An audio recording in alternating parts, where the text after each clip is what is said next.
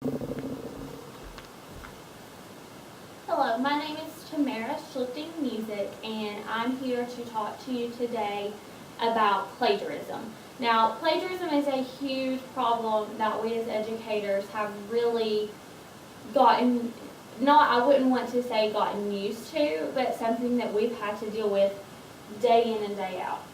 So our learning goals today, we will define plagiarism and also define unintentional plagiarism. We will identify contributing factors to plagiarism. We will also identify methods of combating plagiarism, so the students have to know how they can avoid this, and we also are going to critique sample student works to find plagiarism. So what is plagiarism? Plagiarism occurs when a student uses someone else's work and tries to play it off as their own. And sometimes it's difficult for an instructor of a writing class to see this plagiarism, but at other times it's actually very easy to see, and it's a lot easier to see than what the students think.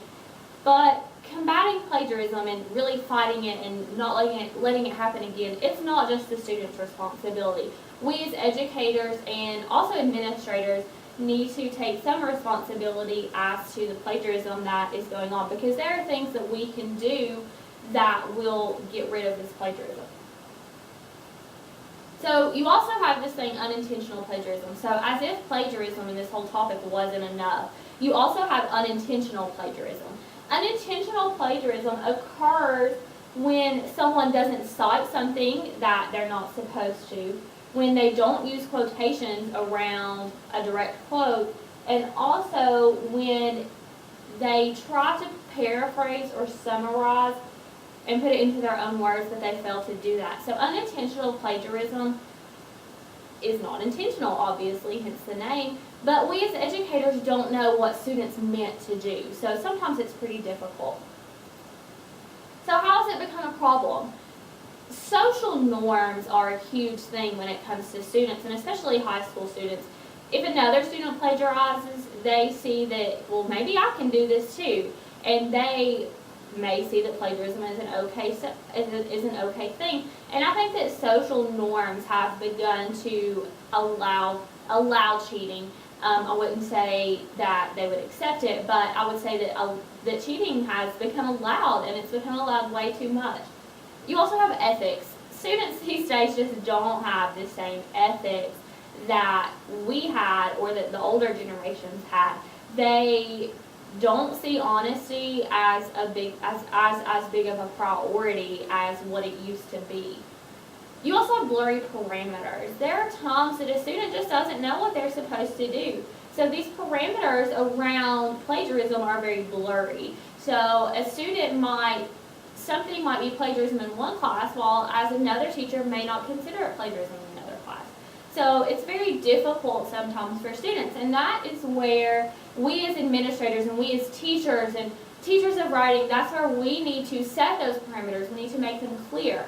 So whether it be by school, whether it be by county, whether it be by university. And then we have technology. Technology has made it very easy for students to plagiarize.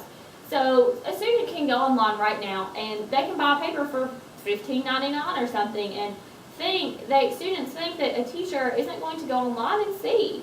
And sometimes that is kind of crazy for a student to see that, teachers really do check this. So finding plagiarism. I do this tricky thing as an educator. I make sure that I do not do my big research paper until the middle of the year. So by the middle of the year, I've already assigned various other writing assignments in my high school English class. So I pretty much know how these students write. I know what sentence structures they write in. I know their syntax styles. I know their vocabulary, things like that. So that way, it's a lot easier for me to identify, hey, maybe this person has plagiarized. You also have citations. As a teacher of writing, you have to make sure that citations have not become a problem. So it seems as though a lot of times that citations and works cited are something that have gone downhill for students. So many of my students in the 10th grade, they just don't know how to do works cited or how to do citations. again, those parameters have been very blurry for them. So it's up to us as a whole school to actually set those parameters and make them clear. Then you have things like Turnitin. So students do not know that teachers have these things, or if they do know, they just don't care. But know that teachers have these things, have this software. There's various softwares that us as teachers of writing can find, and Turnitin is a good example because it's a very good one. It will almost instantly tell you what percentage of the paper is plagiarized, so you can kind of see from that number what you really need to look at. Again, the responsibility also falls on the teacher. So we need to be able to teach students how to avoid plagiarism. So one way is by raising awareness. The research says that sometimes students just don't know about plagiarism. So we need to tell them what it is. We need to make sure that they know and make sure that they can identify it and that they are aware of it. We also need to give students enough information that they are able to summarize and paraphrase the information. So they need to know how to gather the main idea, and they need to know the difference between summarizing and paraphrasing, and also how to cite that. Acknowledging sources, moving on, students need to know how to cite things, and they need to know that an in-text citation needs to correspond to something on the works cited page. They need to know that it's not okay for them to just let the reader assume that this work is all completely theirs.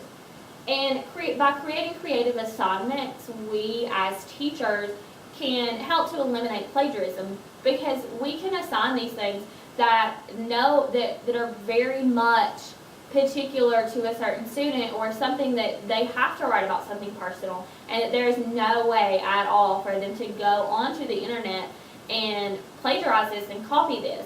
And especially in a small town like I'm from and like my students live in, everybody knows everybody, so it's very difficult for my students to plagiarize, I feel like, when I give them these more creative and these more personal assignments. So for our learning activity, you guys have a worksheet, and in the column on the left, we have the original passage. So I have the citation on this sheet, so I have not plagiarized myself. And then on the right, I have a sample student work. So what you are going to do is you are going to go through and see if this is plagiarism. So if we look at number 1, all right, this person has went through and summarized what's going on, and they've not cited it. So is this plagiarism or no? Correct, this is plagiarism. All right, the second time, we have a direct quote and nothing is cited. So again, is that plagiarism? Yes, it is. And then we look at the third one, and we have the student, and they have, in their sample passage, they have cited it correctly, they have the author's last name, things like that. So, is that plagiarism? No, it's not plagiarism. So the student has covered all of his or her bases, and they have not plagiarized, and they have done what they're supposed to do. So as educators, we have to look at that. We have to see that these students are doing it right. So again, it's not just the responsibility of the student, it's also the responsibility of the teacher. Thank you.